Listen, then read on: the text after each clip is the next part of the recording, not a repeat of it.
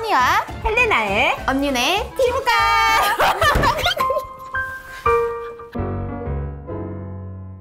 저희가 지금 보시면 아시겠지만 좀 바뀌었어요. 네. 옆에 이렇게 뒤에 배경도 좀 화사해지고 오늘 진짜 유튜브 같아요. 그죠? 저도 한번 유튜버처럼 해봤습니다. 네. 유튜버 같았나요? 헬레나님, 저희가 지난번에 무좀 특집을 쭉 했잖아요. 반응이 너무 좋아요. 역시 여름에 무좀에게. 그러니까요. 근데 여름 하면 또 하나 신경 써야 하는 게 있더라고요. 뭘까요? 여름 하면 땀이 되게 많이 나잖아요. 네. 땀이 많이 나다 보니까 땀난 부위가 좀 간지럽기도 하고, 그래서 보면 뭔가 빨갛게 울긋불긋 올라와 있는 게 있더라고요.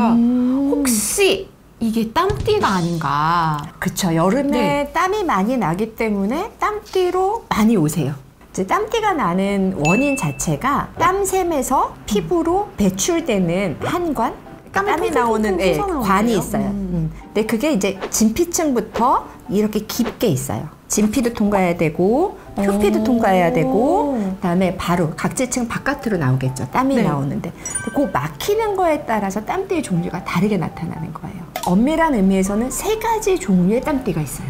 맨 끝에 각질층만 막히는 게 땀띠가 아니라 그 안에 막히는 것도 땀띠예요. 그렇죠. 네. 그럼 뭐 안에 막힌 거랑 바깥만 막힌 거랑 구분할 수가 있어요? 보이는 것도 다르고요. 증상도 다르게 나타나요. 그러면 하나하나 설명해 주세요. 그렇죠. 어린 아이들한테 많이 생기는 게 뭐 수정량 땀띠, 저는 쉽게 말해서 맑은 땀띠라고 불러요. 맑은 땀띠. 얘는 이제 이렇게 땀샘이 있고 주머니가 이렇게 이제 관이 나오는데 가장 겉에 각질층 요 근처에서 막히는 거예요. 그러니까 조금만 땀이 고여 있겠죠. 네. 그래서 되게 맑게 보여요. 맑은 색으로 크리스탈 양이라고 보통 얘기하는데 도돌도돌도돌 나와 있는 경우가 맑은 땀띠예요. 그럼 아이들이 주로 걸리는 건 각질층에서 조금만 각질층 근처 밑에서 막히기 때문에 되게 맑게 나오고, 얘네들은 별로 증상이 없어요. 간지럽거나 따갑거나 이런 것도 그거는 없어요? 되게 오돌도돌해요. 그런데 시원해지면 갑자기 없어져요. 그게 맑은 땀띠고 얘는 가렵지가 않아요. 그런데 표피 쪽에서 막혀서 이게 늘어나게 되면 커지게 되겠죠. 주변에 염증을 일으키니까 얘는 빨갛게 보이는 거예요. 그게 우리가 가장 많이 만나는 붉은 땀띠라고 부르는 거죠.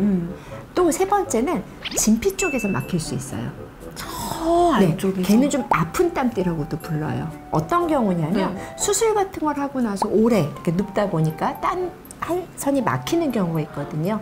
그런 환자 땀띠는 깊은 땀띠가 생기는 거예요. 그래서 쉽게 말하면 어린이한테 쉽게 생기는 맑은 땀띠. 얘는 그냥 시원하게만 해줘도 한 선이 다시 열려서 거기는 그냥 없어지는. 그다음 붉은 땀띠는 우리가 표피 고층에서 막히기 때문에 주변에 염증을 만들고, 그러다 보니까 가렵고 빨갛게 보이는 소위 말하는 흔한 땀띠. 붉은 땀띠. 그다음에 깊이 있는 땀띠는 진피 쪽에서 막히기 때문에 조금 더 이제 증상이 아프다고 하는 표현들도 있어요.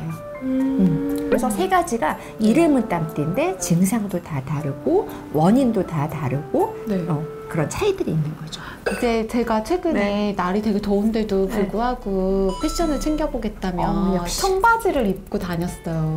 청바지랑 살이랑 밀착된 부분들 불긋불긋하게 되어 있더라서 이거 혹시 땀띠인가? 이렇게 생각을 했거든요. 그러니까 전반적으로 빨갰어요.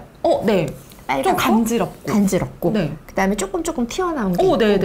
그거는 땀띠라기보다는 자극성 접촉성 피부염일 가능성이 조금 더 높을 것 같아요. 대표적으로 우리 마스크 피부염도 비슷하게 얘기를 하거든요. 전반적으로 붉은데 막 가렵고 이런 경우에는 마스크에 일정 화학 물질 아니면 방부제 같은 것이 땀 때문에 녹아서 온도가 올라가고 자극성 피부염이 생긴다, 이렇게 얘기를 하거든요. 청바지도 마찬가지일 수 있을 것 같아요. 그래서 거기다 뭐 발랐어요? 제일 많이 하는 거죠. 베이비 파우더.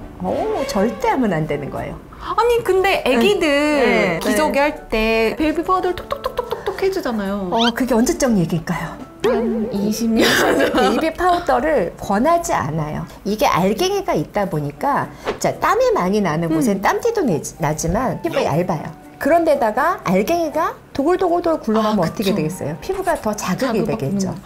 얕은 피부에다가 물에 불어 있는 데다가 파우더를 바르면 파우더로 인해서 더 자극이 되는 거예요. 그러니까 보통 땀띠가 많이 생기는 데가 얇은 뭐 겨드랑이라든지 뭐 이런 데가 많이 생기는데, 그 얇은 데다가 땀이 있는 데다가 얘가 도골도골 굴러다니면 이렇게 밀착, 이렇게 마찰이 되면서 더 가려울 때가 약간 때처럼 있어요. 이렇게 뭉치잖아요. 그리고 그거 씻어내는 것도 충분한 물로 헹궈야 되는데 그러지 못하다 보면 켜켜이 쌓이는 경우가 많고요.